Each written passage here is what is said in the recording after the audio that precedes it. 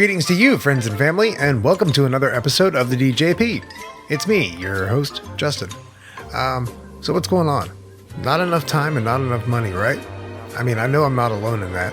It seems like there's never enough time and never enough money. And then I spend all my time trying to make the amount of money that is necessary just to live. And that's pretty standard across the board. I think we're almost all in that boat, except for a very select few. We could call them fortunate, but are they really? Who knows? I mean, it must be nice to have money and not worry about, how you're going to pay your bills. But I don't know if they're any more fortunate than I am. Anyway, on this episode, my guest is Stephanie Ressler. Stephanie spent over 15 years in the mental health field and now uses trauma-informed psychology combined with ancient wisdom and spirituality to support her clients' journeys and to create space where everyone is invited to lean into their own truth, bear witness to the truth of others, and harness collective wisdom. She does this using a modality called circle process, which I had no idea even existed or was a thing until I spoke with her. But it is, so we're going to learn about that together. Anyway, without further ado, Stephanie Ressler. You might catch yourself sliding in and out of a hallucinatory state. Just relax and enjoy it. Just relax and enjoy it. This is an experiment in mind formation. Information. Forming, controlling, operating your mind and your brain. Using digital techniques to overload, scramble, confuse, unfocus your mind.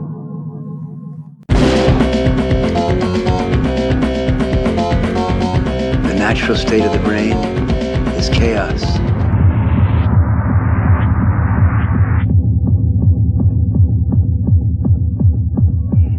Chaos is beautiful.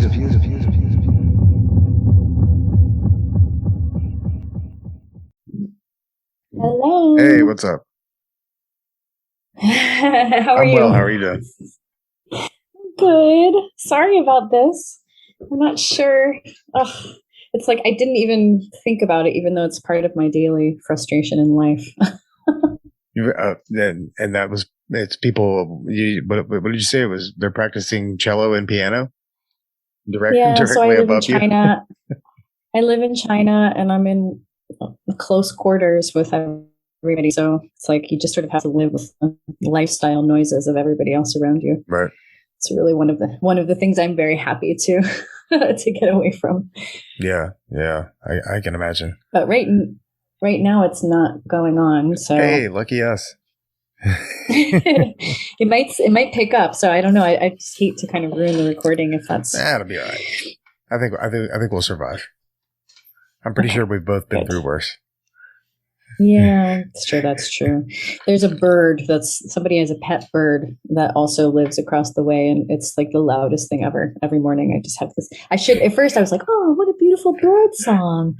And now I'm like, I swear to God. So it's like a songbird, like a small songbird. Yes. I was going to ask you, whether it was like a small bird or a large bird. I think it's a small bird with a very big voice. I can see how that would be a little overwhelming over the course of time. It's really, really loud. And because they set the cage out on the window. So it's like, and I'm in between two apartment complexes. So it just like reverberates throughout. So I can hear it just clearly. Right. So anyway, what are you doing in China? What brings you to China? Yeah. So I work at an international school. Right now, my gig is working as a school counselor for middle schoolers, and high schoolers, I guess. And I've been here for just almost 4.5 years. Right on. And then before that, I was in Kuwait for 3 years. So I've kind of joined the international circuit. Doing the same thing in Kuwait. Right. Yeah. That's cool. So, and then I'm ending my life here as an international educator and moving on to something new. So, have you decided what that new thing is yet? I mean, I'm going to start the online business gig. That's where I'm headed. That's where my energy is right now. So I've decided that I'm going to pull together all of my resources, all of my skill set, and put it into doing my own thing. And what's that going to be? Like, what do you plan on doing? Well, so I'll be sort of in the life coaching realm. Right. So I have the mental health background, my master's in mental health, like counseling. Oh, cool. Yeah. So I don't really necessarily want to be a counselor. I don't particularly want to work one-on-one all the time. I think that's kind of what I'm trying to get out of, is figuring out a new way to do business, to earn money that's not an exact swap, for time. Yeah. So if I can find an alternative way to do it so that I'm not just burnt out all the time. Man, so, I feel that like so deeply in my soul. Like that is like exactly what I'm trying to do. It's like I'm just trying to do something that I can make a living and not like devote my entire life to, because I am so short. I'm so short on time, and I just get so burnt out because I'm actually in school pursuing. Eventually, we'll be trying to get my master's in counseling. So that's. Oh, are you serious? Oh, no way! That's awesome. Yeah. And okay, I'm like really working, cool. A lot, and just doing the podcast and just everything I got. And I'm also in a meditation facilitator training, which is going to hopefully lead to sort of like empowerment to teach the Dharma. And so I'm very busy. I love it though. I know, but it sounds like we're kind of in the same realm. I guess that's why we're connected here, but that'd probably be a good sort of the spirituality realm, but sort of like, I'm wanting to do something good in the world, but I don't want that to have to mean that I have to trade all my energy for that. I think that there's another way of doing it. I mean, there is another way of doing it. So I've just decided that I'm going to try it. I'm going to do it that way. So I sort of broke my contract here, which is sort of a big deal, but it was a universal kind of like, like I got one of those slaps that was like, all right, Stephanie, time. Right. And I had to sort of do the destabilizing thing where I was like, all right, I got to go. And I have no idea what's coming next. And this is really scary, but I'm doing it. It sounds like you're like doing the exact right thing then. If it's scary, it's probably what you should be doing. Yeah. I think that's probably you true. You got to walk into the darkness. I wish it wasn't so. Yeah. So you've got a mental health background. And let's talk about the circle process and restorative justice. Sure. I kind of read a little bit about it. I like when you sent me, your info, like I had no idea even what it was. I was like, this is a completely foreign concept to me. And so I kind of looked into it a little bit, like very, very little, like just so we're clear, like the most minimal amount that a human being could probably look into anything. That's okay. I'm just trying to be honest so that like, the level of information that I'm seeking. So just tell me about that. Like, cause it was fascinating. Just the concept of restorative justice versus criminal justice. And if you want to like, just kind of explain to people what the difference between those things are, that would be preferable. Yeah. Well, so like I said to you, I was introduced to the circle process through, I sort of have an odd background. My history is that I grew up with in a Mennonite family. Oh, wow. So not conservative Mennonite, like we didn't wear, we didn't drive horse and buggy or anything like that, but religiously and culturally, the background is Mennonite. But you didn't dance either. I did. So you know enough about Mennonites then. That's definitely true. What do they say? The joke is that why don't Mennonites have sex standing up? It's because it might lead to dancing. That's a good one. Oh, that's funny. So anyway, so I did my undergraduate degree. I went to a Mennonite university. So I'm not religious. Like I don't consider myself Mennonite, and I'm not religious, but sort of where I was in Virginia, there was that school and everybody went there, and I was just kind of like, okay, I guess that's where I should go. All of that is to say that in the Mennonite world, what's really valuable is this idea of nonviolence. So it's a nonviolent, it's a peace church. So the big thing is that the Mennonites don't join the military and they don't participate. They're not doing acts of violence. So it's fitting that in the Mennonite university, there is a huge emphasis on peace and conflict resolution. So in in the university I went to, they have a graduate program called the Center for Peace Building, Center for Justice and Peace Building. And in there, they have a restorative justice program. So that's the kind of background. Okay. So it's an alternative way of looking at harm and violence and conflict. It's just kind of a completely different perspective than our typical way of seeing victim and offender cycles. Right. So the way that our society works is that we say, okay, so you've broken the rules, you are now a bad person, and now you're excluded from society, right, put in prison, and you have no value to us anymore. Restorative justice takes a completely different lens and says, no, you have inherent value just by being alive and being part of our community. And if you are struggling, it's because our community hasn't been supporting you in the way that you've needed. Right. You have a story, you have a background, you have value, and people make decisions and have behaviors because of a whole variety of things.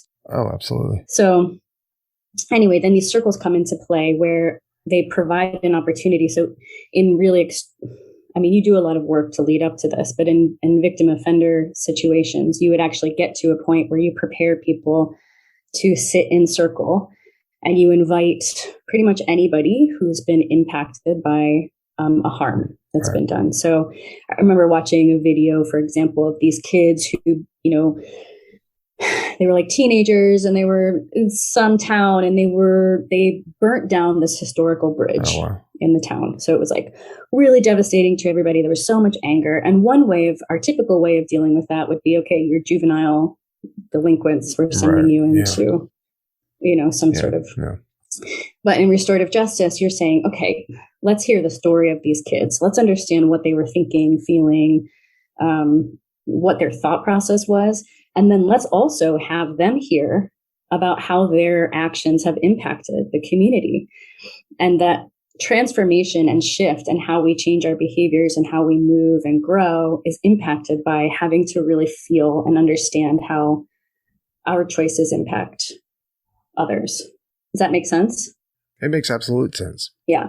So putting people into circle forces everybody, not forces, but allows everybody to actually have a story. Right. So whether you're the victim or the offender, you're a story and you get to be heard. Yeah. And everybody shifts a little bit when they hear what's true for other people. Right. Yeah, I can imagine. So yeah, because people don't, there's no thought given to that, like in our justice system, there's no thought given to like what got this person to this point. Well, how did that, how did society and parental influence and ideology, how did all of this shape them into the person that committed this act, Totally. Yeah. It's such a beautiful process, but it takes a different kind of commitment and a completely different way of seeing humans and seeing behavior and, being willing to invest the time and energy into an actual transformational, a restorative approach. Right. So a lot of times you're throwing people into prison and what? Like there's no benefit there other than they're just excluded, but that doesn't heal. There's like zero rehabilitation, zero mental health in the prison system, in the jail system. Mm-hmm. It's once you're in that system, it's just, you're pretty much just thrown to the wolves. And from that point on, like people, that's why the recidivism rate is so high, because there is there's no help, they're just treated like a burden. And now with privatized prisons, they're just capitalized on, they're just dollar signs at this point. And it's really sad to watch. Yeah, it is actually. It's just really unhelpful. And, if you are empathetic at all, and I don't know, I'm always interested, like you said, I want to know what the story is. Like, what's the wound behind the behavior? And I think when you understand that there's a wound behind the behavior, then all of a sudden there's a different kind of responsibility for caring for humans. And, I'm not saying, and it's not to say that people who commit crimes are just excused and don't have to have some kind of consequences for the harm that they've done. Right. But when you're sitting in a circle and listening to their life story and sort of opening yourself up to a very different perspective than what you think they deserve, or how you think their punishment needs to look can be completely different. Yeah. Yeah. So that's kind of it. But my relationship to the circle is not necessarily in the restorative justice realm. It's more in the spirituality realm. So I've kind of extracted that circle process and now use it in a different way. And how would you go about using that in a spiritual capacity? Like, well, run me through that, like, because that's the idea of that and the concept of that is like super interesting to me. Yeah. So my training happened to be with a woman, Elizabeth Clement. She's in New York City, and she has an organization that focuses on doing restorative work with families of sexual abuse. So it's a very intense program that she runs, but she uses circle process for that. And so you can use it for all different kinds of things. So she's pretty well known in the circle realm. And I decided to do a training with her, not necessarily because of her organization, but because I wanted to connect with her. So a few years ago, I guess it was in 2017 or so, I joined her. And what was interesting is that Elizabeth also is a shaman. So I didn't know that at the time. And I didn't go to that training doing a shamanic circle. Like that wasn't necessarily what I knew that I was getting myself into. However, the group that I was with, I think we were all basically ready to move into that space. And so we had basically 5 days of intensive, like we were sitting in circle and learning about this, but we went to a very intense, very transformative place that had a lot to do with shadow work. It's like all of a sudden, when you're showing up and you're being yourself and you're being authentic, what comes out of you is sometimes not necessarily the thing that you knew you needed to release. That's for sure. So that's kind of how I understood the powerful circle process that I use. It's kind of like you sit people in a circle and you put them in a position where they are invited to actually show up as the real version of themselves. And I find it really interesting because I think we walk around thinking that we're being authentic, but we're not even conscious of how much we're filtering just unconsciously, how much we're focusing on the responses of other people and the projections that we feel and the energy that's around. So what I love about circle is that you get people into this space and you have this structure that's involved that says, we have a talking piece. The talking piece is going to go around in one circle in one order.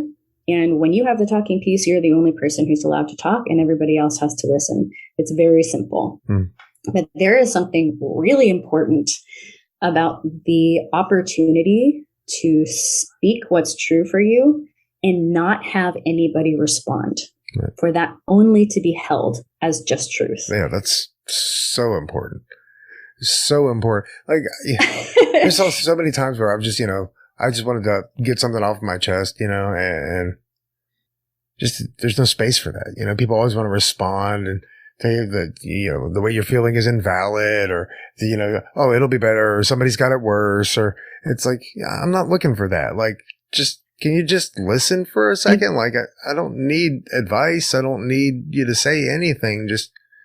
And, I try to give people, I try to do that for people. I try to just be that space for people, because that is so huge. And like, I don't think people realize how big that is. And I agree. I just don't think that, I think it's really, people are kind of like, what? But it's so foreign. It's such a foreign concept to think that, and to even be able to experience what that's like, that you're not going to respond to me at all. You're not going to comfort me. You're not going to give me advice. You're not going to project onto me what you think is valuable. You're just going to sit or what your opinion is. Like, it just gets to be what it is. You're just going to be able to get it out. Yes. And we're all going to sit there with you. It's very similar to are you familiar with rain meditation? Yes. Yeah. It's recognize, allow, investigate, and nurture.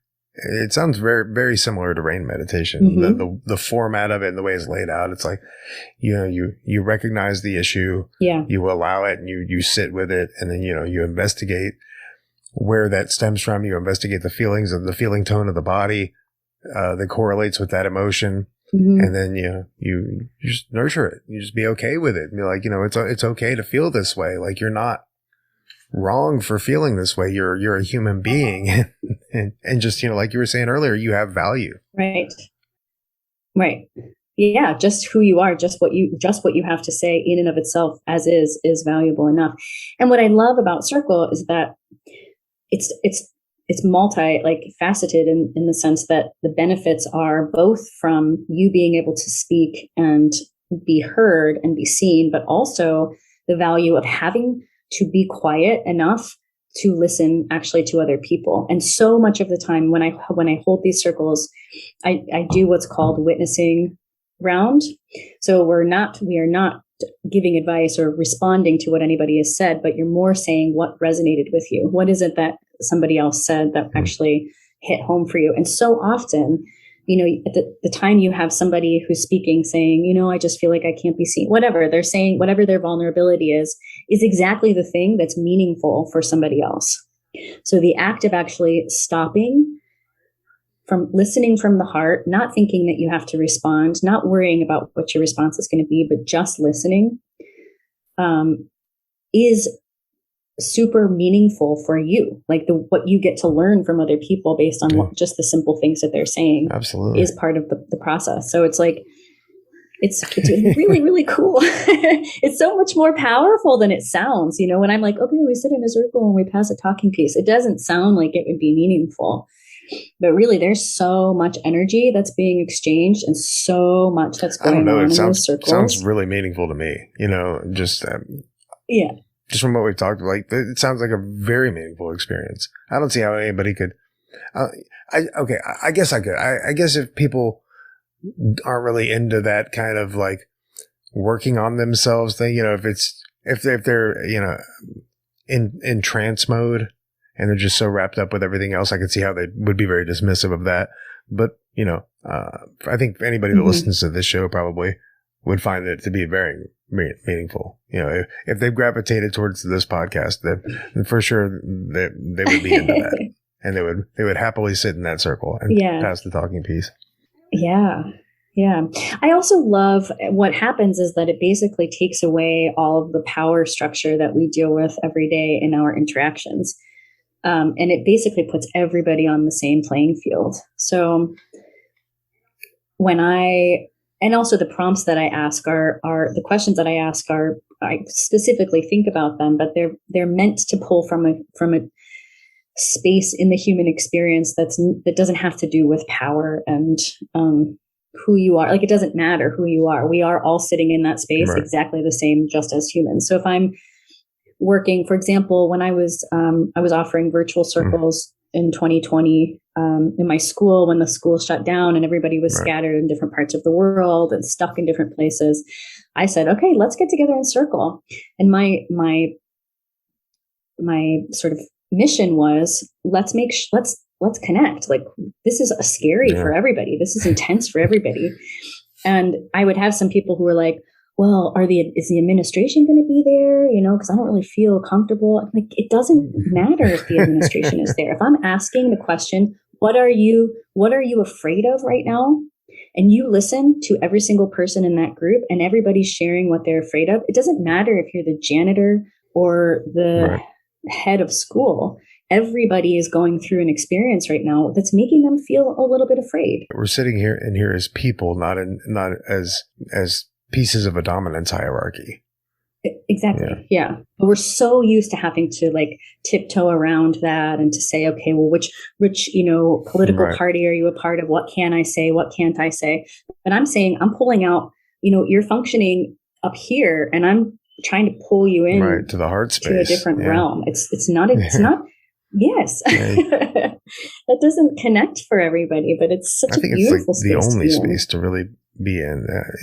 If you want to be a truly, I don't even want to say happy, but content person, that's the only way to operate. You know, if you're all up top, if you're all mind all the time, and you're constantly lost in thought and thinking of the next thing to do, and it's really easy to get wrapped up in that, you know, especially in the world we live in with, you know, society the way it is, the way it's been laid out for us. It's, you know, we're taught to seek out that next thing. You know, you got to go and stay busy and, you know, produce. Yeah. And that really, I think it really takes away from the authenticity of the human experience. Yep, I totally agree. That's the space I want to be in. I'm like, why doesn't everybody want to be The in world that would be space? such a better place if everybody would just get on board. Like, I know. can we just all connect as people? Can we drop all the subcategories and this and that and the other, and let's just connect as the human species and just operate from that heart space, you know? Like, it's, I don't know. I do a lot of meditation. So I do a lot of loving kindness meditation. So. I try to operate from that space as much as possible. You know, and that's not to say that, you know, people don't still get, you know, you can sit and do loving kindness meditation all day, but you're still going to get angry, and that's okay. You know, you're still going to get frustrated with things, and that's okay.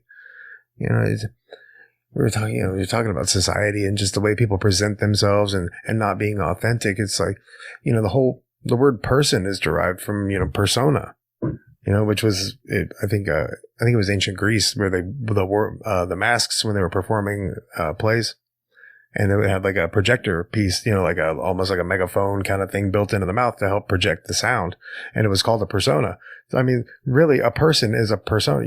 Everybody wears a mask, you know, and we're all just kind of faking it through it. Like, yeah, it's so hard to get to that authentic place. It's so difficult. You know, like you said, there's a lot of shadow work involved in integrating the shadow, and that's ugly work. You know, people don't want to look at the nasty bits of themselves. You know, that's doing a deep dive into shadow work is a dark experience, but you know, once you come out the other side, it's so worth it, you know, and you can actualize yourself and you can operate from that space of authenticity.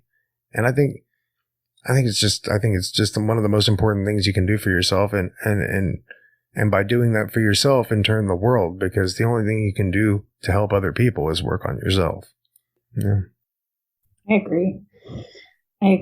So one of the things that I'm most interested in right now, as far as this next phase and using circles, is I'm interested in, I mean, I do but I think it's valuable. The shadow work, like you said, is you have to, you can't not, you can't evolve and you can't progress and you can't grow if you're not willing to release what is there, what's holding you back. I love that process. Like, I don't mind it. I'm willing to excavate. Like, I will always excavate as deep as I possibly can.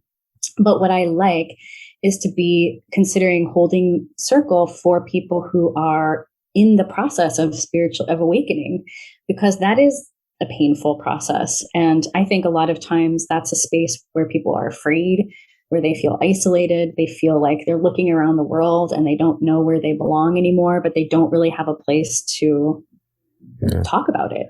You know, if you're looking at your partner, you're looking at your family and you're like, oh crap, this isn't my life. I didn't actually want this. This is all an outcome of what I believed I needed to be. And now I feel like I need to change things. That's a terrifying place to be.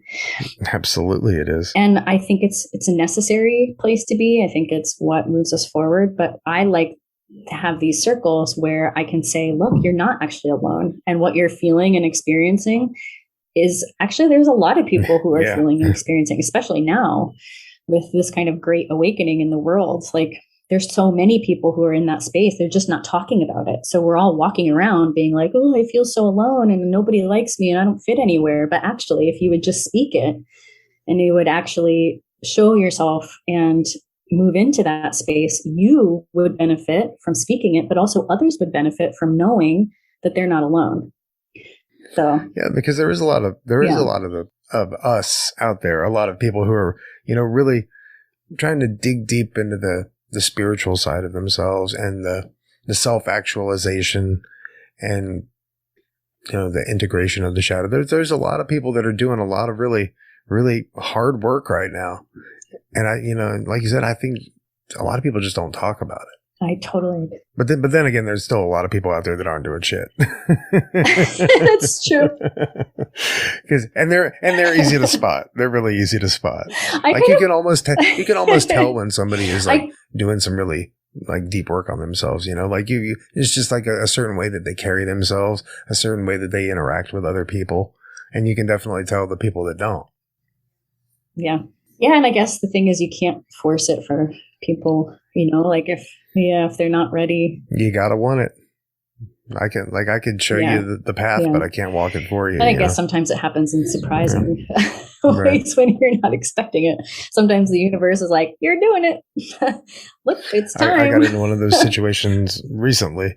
It was kind of like I was forced to do some really, really deep work, and I'm still actually in the midst of it right now, but and it stemmed from old childhood, I don't want to say it wasn't neglect, but just, maybe I didn't get enough attention, and, it's manifesting in, feelings of failure now, fear of failure, it goes pretty deep, it's some weird shit. You know what I'm saying? This happened and then this happened sure. and because of that, then this, and it's I've had some good ugly cries lately. Yeah. I had to push through some stuff, but I've got some really supportive friends and some really supportive teachers and mentors, and they've been helping me with stuff. And I'm so fortunate for that. I'm so grateful. I really am. I'm really grateful. Mikey Noshel, I'm super grateful for you.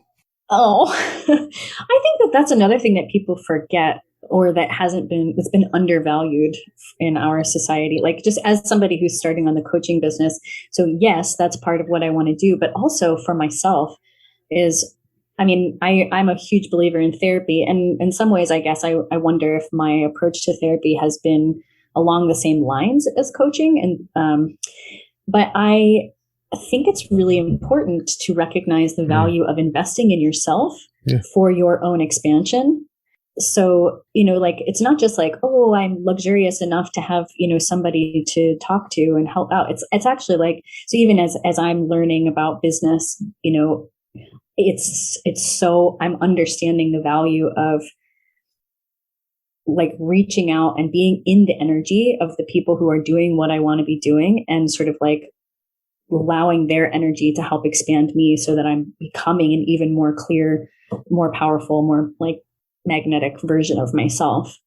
But you need other people to show you your blind spots. You need other people to pull that out of you, to ask you the right questions so that you actually see what it is that you wouldn't otherwise be seeing. And that's exactly what the people that are involved in my life do for me.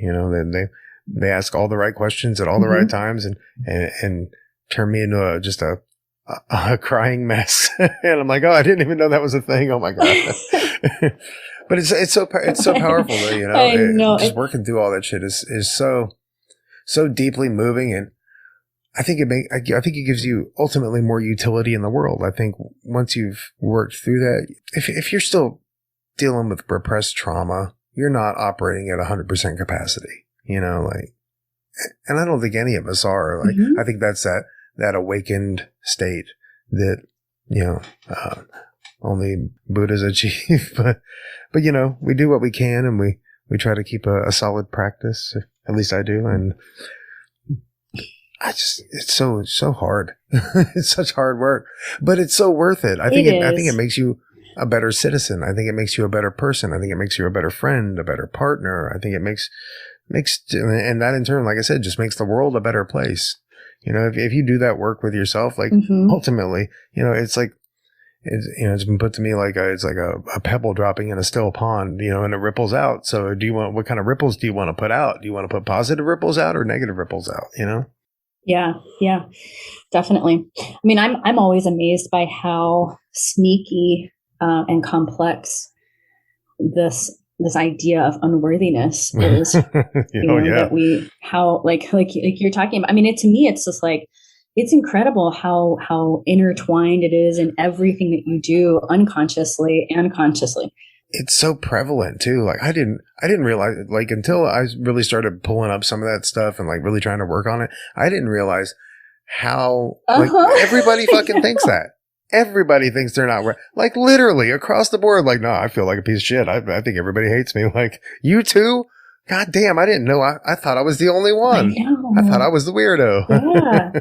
And then you uncover it in one area and then realize it's like a whole other thing in a different area of life. Well, which is why I think it's so, I mean, the whole conversation of manifestation and law of attraction, all that stuff is so interesting because you begin to see how all of that interplays, how actually that's the part that's keeping you from the life that you actually want to be living, is this weight of feeling like you're not actually worthy of the things that you want, that those things aren't for you. Yeah. Yeah, it's that repetitive telling yourself that you don't deserve it. You're not worth it. You're never going to get there. And that shit becomes, it becomes like a self-fulfilling prophecy. The mind has a tendency to incline itself towards, whatever you surround it with. So if you're constantly telling yourself that you suck and you're a piece of shit and nobody likes you, like, then, you're going to feel like shit all the time, and you're going to act like you feel like shit, and then nobody's going to want to fucking be around you, and that's going to come true. Or if you that's why I try to do like I said, the loving kindness meditation, may I be at peace, may I be at ease, may I be filled with loving kindness, and to hopefully eventually, with enough repetition, these messages will just be drilled into my brain and I'll build new neural pathways, and those things won't be an issue anymore. Yeah. That's the theory. And I mean, science has proven that works, just whatever you inundate yourself with is what's going to stick, So I try to do nothing but positive stuff, and it's just recently that I've stopped talking shit about myself. Like and I guess it comes in cycles too. I think it goes in cycles. I think like, I don't think like you'll ever just stop. Maybe at some point, maybe with enough repetition, enough time invested, you can just stop that inner critic and self chatter. Maybe not though. Maybe not. Well, I think it's still going to be there.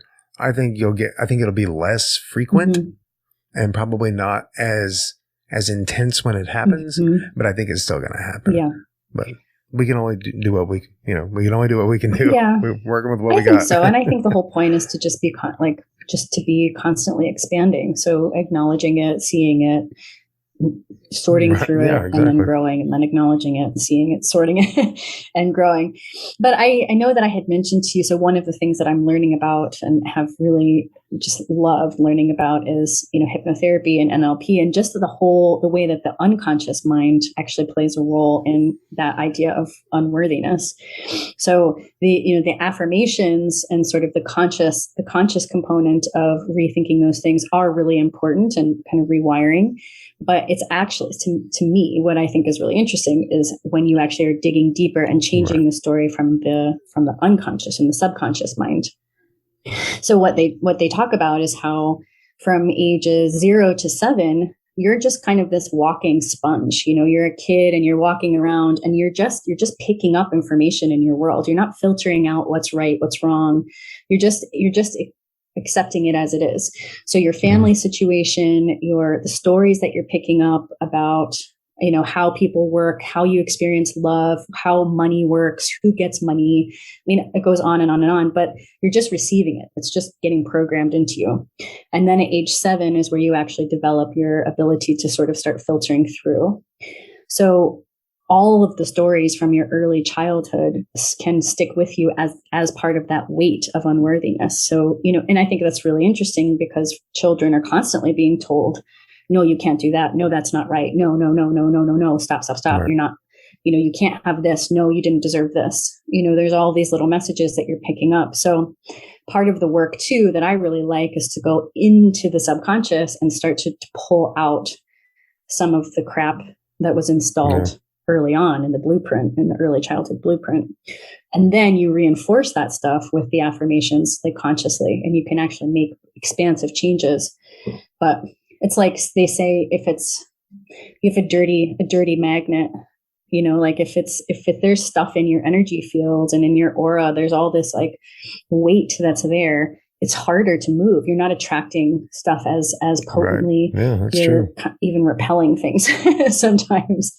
So you kind of have to dig in and clean out that old stuff and the old story so that you can make more headway consciously. So I find that to be really exciting to learn about, and just something that I'm fascinated by. Oh, yeah, no, me too. Me too. That's why I love having these conversations. These are the things I enjoy talking about. Me too, so much. I don't find enough people that I can have these conversations with. I agree. I'm always like talking about it with my colleagues. Like, I'm in the subconscious mind and the reticular activating system. And people are like, what are you even saying? She's on her bullshit again. Yes. Like, you're so woo. Yeah. Yeah. I'll take it. Yeah. I'll take what I can get.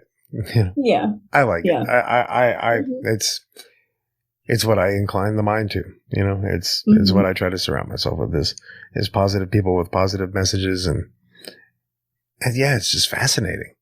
It's fascinating that the mechanics of it, you know, and that we're starting to figure out some of the mechanics of the brain and how people become people, you know, like just it's so fascinating to me. Just like the different factors, you know, you could take the same do it like a control-based experiment, you know, like here's your control and then add a little of this to this one and add a little of this to this one. And it's like, oh, well, they came out completely different. And it's like, all right, well, is this going to be across the board? Like, is this, you know, if you use some sort of like inductive reasoning, like, well, if this happens all the time, then it's always going to happen this way. Like, no, maybe not. You know, it's all that just fascinates me. I could talk about this shit for hours. Yeah. And I do, and it annoys a lot of people. They're like, would you stop? It won't annoy the right people. Right. Well, hopefully they'll start gravitating towards me and I can talk to those people. Yes, exactly. Yeah. So you're going to start offering this kind of stuff online to people. And you said you didn't want to do like necessarily a one-on-one approach, which I understand because that can be very time consuming.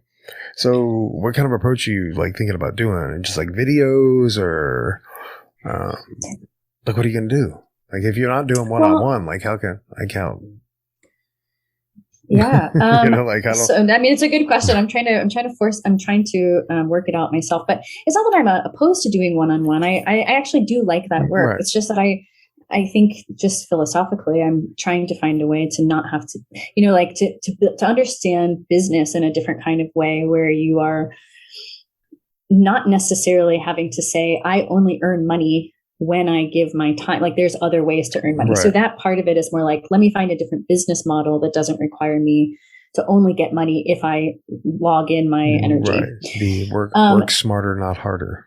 Yeah. And it's just so interesting because as I've learned, I really realized that there are other ways. So a lot of it is in like group coaching, I think is really good. So that kind of falls for me into the realm, like using circles, having a sort of group process where we are going through something together but learning from each other along the way. So I like a group model. Right. And then there's also course creating courses that either have, you know, I kind of like the live thing. I like to interact. It's not like I'm trying to get away from that entirely by any means. But creating courses that some people would go through for 8 weeks or 12 weeks or something like that. And again, it's not that it's required. It's not like I'm not showing up or I'm not giving myself to the situation. It's just that it's not going to be me. Right. 1 hour. Like I get paid for 9 hours and 9 hours only. Right. It's like I can pour my energy into it in a different way and be creative and be, you know, benefiting, like using my skill set. And I think the group component is actually one of my strengths. I see a lot of people doing that now. I see, you know, there's a lot of like online seminars and courses available. I know Dave Smith with the Secular Dharma Foundation. He's amazing, and he does a lot of really good courses. You know, a Dharma based kind of a Buddhist approach to. He does a lot of stuff with addiction recovery and things like that. And he's just. I don't know if you've ever listened to it. Probably not, but check out Dave Smith. He's amazing. To look up Dave Smith Dharma and check out some of it. So super good, super good. And I've been like a kind of a pretty devout Dharma practitioner for a couple years now. I kind of dabbled in it for about 5 years before that. Like I was like a fair weather Buddhist at that point, But over the past couple of years, I've definitely started taking it a lot more seriously. And there's a lot of good teachings in the Dharma.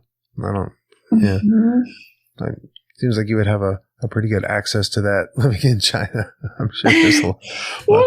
And it's funny. It actually made me think about this earlier when we were talking about nonviolence.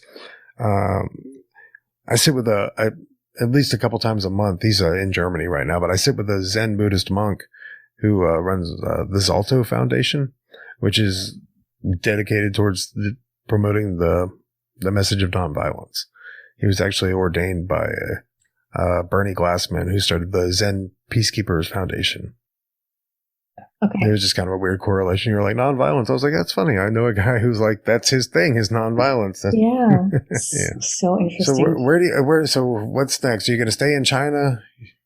Probably no, not. I'm leaving. Yeah. So like I said, I sort of made the life leap and decided to go. So next stage of the journey. Yeah. Do you have So any idea it's where kind you're of gonna crazy go? because so it's kind of wild because here in China, we have not had to deal with COVID at all. Like after everything, since I got back, I mean, I went back home to the US during the worst of it here and then came back in March of 2020. And we had a couple months where things were a little bit tight. And then ever since then, we've been pretty free. So it's kind of crazy for me to leave here and I'm like jumping back into COVID world. Right. And I don't know what that's going to feel like. But I'm going to go back to the States for November and stay with my family. And then I have a sister who lives in Kenya. So my whole family is going to go there for December and be there. So I'm going to adventure a little bit. I'm going to take it easy. I'm going to just try. I mean, I definitely have been, I think being a counselor and I think there's a lot of helping fields that people are feeling this. But just dealing with the ways that COVID has impacted people and taking on that energy for a long time has definitely put me on a path to burnout. So it's imperative for me to switch gears and to have a different mindset right now. So I'm going to take a little bit of time and just sort of feel things out, kind of tune into myself and see what it is that I actually want to be doing, like where I want to be putting my energy. So that's that. So I'll be kind of, and just keep learning the online world. That's another thing. It's kind of wild. I am somebody who has a tremendous amount of expertise and skill set and education. And I have never been an online person. I've not done social media. And so I am in this beginner's phase that is a really difficult phase to be in. Like to be somebody who feels like I'm good at what I do. I'm all, and then all of a sudden you throw yourself into something completely new. And it's like every shadow, every self-doubt, every fear that could possibly exist within you is like, I mean, it is coming up all the time. Yeah. So, I deal with that constantly doing this podcast. I'm like, oh man, I am talking to the world right now. And nobody's listening. I mean, it's hard. It's hard to do something new. I mean, I had one woman say, Stephanie, don't you dare allow yourself to think that you are a beginner. She says, you are not a beginner. You are just learning something new. There's a big difference there. Like you're just learning something new and that's hard to do. And that's a reason why people don't make changes in their lives is because it's uncomfortable. Yeah. Change is uncomfortable. It really is like deeply uncomfortable. But that's the only thing that's the only consistent thing is change. Yeah. Nothing ever stays the same. Like everything is impermanent. And thank you, Buddhism, for teaching me that. That's helped me. That's helped me deal with it. It's helped me deal with that a lot. Like, well, things aren't always going to be this way. It's like right now, it's like this. Yeah. I found it really helpful to learn about the stages of learning something new. I mean, this is so basic and so simple, but it's like first you have unconscious incompetence. You don't even know the things that you don't know. Right. So there's no problem there. Then there's phase 2, which is conscious incompetence. And that's the phase where you become painfully aware that you have no idea what all you're doing. of the things that you don't know. And the thing is, like, then that's where all the crap comes up. Like, that's where everything shows up. I was just about to say, that's oh normally the point where I'm like, I am an idiot. Yeah. It's like, what do you think you're doing? Who do you think you are? What makes you think people want this? Yeah. But then, like, it's like you have to remember that there's a stage 3 and the stage 4. Stage 3 is conscious competence, where you're like, oh, okay, I'm kind of getting the hang of this. I know this. And you just kind of have to check your steps a little bit and look back and, okay, maybe double check things, but you're getting the hang of it. And then there's unconscious competence, which is like second nature. You're not even thinking about it. So it will evolve. Right. It's not going to stay that way forever. But I definitely know, even for me, I'm passionate. I'm ambitious. I'm somebody who's ready for a fight and for transformation and to kind of see what's possible. And the number of times, probably daily, that there's some kind of thought that comes up that's like, why don't you just stay with what's comfortable? Like, what are you even doing? What makes you think that you can do this? But I constantly just like, I surround myself with people who are in the world who are doing what I want to be doing to expand myself so that I'm like, no, I'm not doing anything. I'm not like blazing any trails here. There's no reason why I can't do the things that I see these people doing. It's the only reason I wouldn't be able to do that is because I'm getting in my own way. It'd be if you didn't try. That's it. That's 100% it. And for sure, people just don't want to try it. There's comfort, and security are paramount, to people generally speaking, like security and just creature comforts. People don't want to be uncomfortable. I was a touring musician for quite a few years, and like slept in the back of a van, like next to all my equipment for like I parked under bridges and shit, like it's like, well, yeah, but if you you want to make it, playing music, like, and when I say make it, I don't mean like be on the radio. I mean like be able to pay my bills doing what I like to do, but there was some hard times, like people don't, there's going to be some uncomfortable times, like, but that's just how it is. That's where you get your growth at. It's the uncomfortable spots. It's when you grow as a person.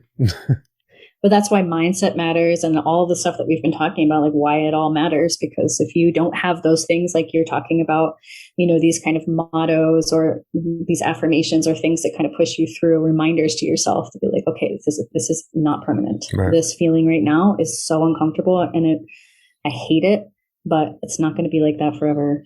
So I can keep going versus being like, oh, forget that. Yeah. I guess I'll just stay with what I know. Forget it. I give up. Right. When you start, I think it's important to talk about this kind of stuff too. Especially and be authentic, because you see so much of it with people that they give you you ask them how they're doing. They're like, oh, I'm great. It's like, hey, you're not great. Like I can see the look on your face. You're not great. Like, tell me you're having a shitty day. I don't care. Like, it's okay. You're allowed to have shitty days. You're absolutely 100% allowed to have. Nobody's going to give you shit for having a shitty day, but people will give you shit for talking about it. And that's so fucked up to me. Like, I think you should be able to, I don't know, just be a person. People want to dull down the human experience, like, and pretend like everything's okay all the time. And sometimes things aren't okay, but you know what? That's okay too. It's okay if things aren't okay. And I think people don't hear that enough. Like, it's okay to not be okay. You're allowed to not be okay. You're allowed to feel like shit. It's going to happen, but it's not permanent. Yeah. It's not permanent. Right. It will stop. You've survived 100% of all your bad days thus far, and you'll probably survive this one too. Like in the moment, does it suck? Like, yeah, it sucks, but it's going to stop. Yeah. Eventually. Yeah. There's something about, I guess it's just in some ways it's vulnerable to not know if somebody's going to allow you to have that space. I'm thinking of how for myself, so I know that deep inside myself and I'm okay. I don't know if you're familiar with human design at all, but I'm an emotional authority in human design, which means that my emotional experience, my ups and downs, is part of who I am. So there are going to be times when I'm emotionally high, and there are going to be times when I'm emotionally low, and it's going to go up and down all the time. So I can get really feisty. Like if I'm having a low time, just one thing that I just hate so much is when I'm saying, I'm doubting myself, I'm feeling low, whatever. And I'm in that space and I know it's not permanent. I'm not getting stuck there. Like I'm not living there. I know that. Right.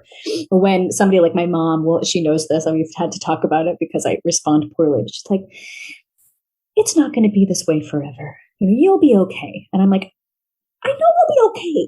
It's like, that's not the fucking point. I just want to be allowed to be sad right now, tonight. I just want to be feeling bad, and then I'll get through it. Like I'm not worried about not being okay.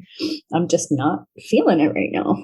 But it's like how people are allowed to hold space, and maybe even goes back to what we were talking about at the beginning, right? Like it's other people's responses to things. So if it's just that, for example, I'm sitting in circle and I'm saying today I feel like shit, and nobody can respond, then I'm just allowed to feel like shit for that second. It doesn't matter. But when I have to tiptoe around and navigate everybody else's energy and projection around how I'm feeling, it's like, well, then why would I even tell you? Right.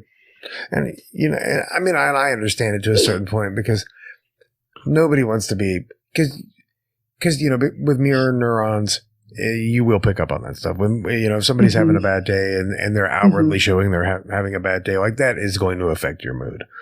Yeah. And so, I mean, I get it. People don't want to hear about, anyone's bullshit. And I understand that.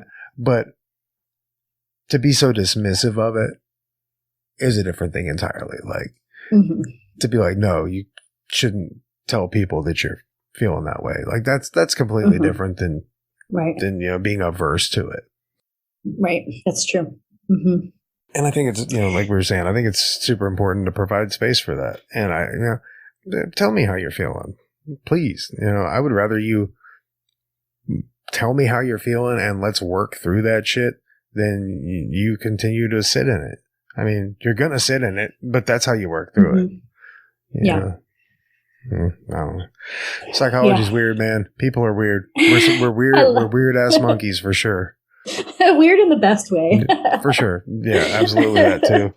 Yeah. Yes. But weird all the same. So do you have like a website yet, or have you moved in that direction yet? Have you started the journey to putting your business together? I have started the journey. I do not have a website that's ready yet. I'm mostly where I'm functioning right now is in my Facebook group. So I have that. And then I am holding circles right now. I've been, up until the end of this month, I've just been doing free community virtual community circles just to kind of get people who might be interested, like, to see what it's about. So they're not like the most in-depth, but they're very nice and they feel really good and people are happy when they come. But anyway, so I keep people posted on that kind of stuff in my Facebook group. What's the Facebook group? It's called the Collective Spirit Inner Circle. My website is in progress, but it's not ready yet. Gotcha. And then I'm also on Instagram as well at Stephanie Ressler _coaching. Nice. Excellent. Well, thank you so much for talking to me, man. I had a really good, I really enjoyed this conversation. This is like one of the best conversations I've had in a little bit. And so thank you very much. I really appreciate it. This was really enjoyable. It's a great way. And I'm so happy that the cello and piano. I know it all worked out just perfect. Us. We didn't think we were going to be able to do this. There was a concert going on upstairs. It's got to be nice sometimes, right? Or it probably was at first. You're like, oh, they're playing music. And then like 3 weeks later, you're like, they're still playing music. Every single night and every single morning. But anyway, and that can be frustrating. Good practice. And you know what? You're allowed to feel frustrated. Thank you for giving me permission. Well, thank you so much for having me on. I really appreciate it. It's been super fun. Thanks again to Stephanie for being on the show, and thank you for listening. If you did enjoy the show, please remember to go to Apple and rate, review, and subscribe to the show. I would definitely appreciate it. I've got some pretty cool guests coming up, so stay on the lookout for that. And that's about it, So take it easy, and namaste.